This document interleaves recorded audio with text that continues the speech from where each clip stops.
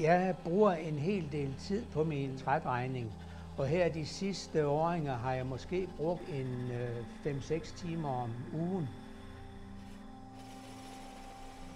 Inspirationen får jeg, når jeg er på kurser og når jeg går på trædrejning.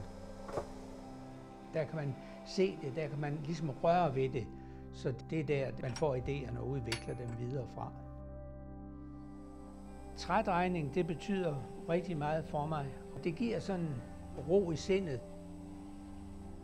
Når jeg står der og drejer, så er jeg til stede i træet og den struktur.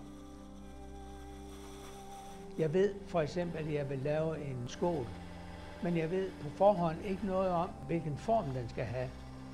Formen kommer lige så stille ud af træet, som man drejer det. Og derfor tror jeg ikke, jeg har 2 skåle, der er ens.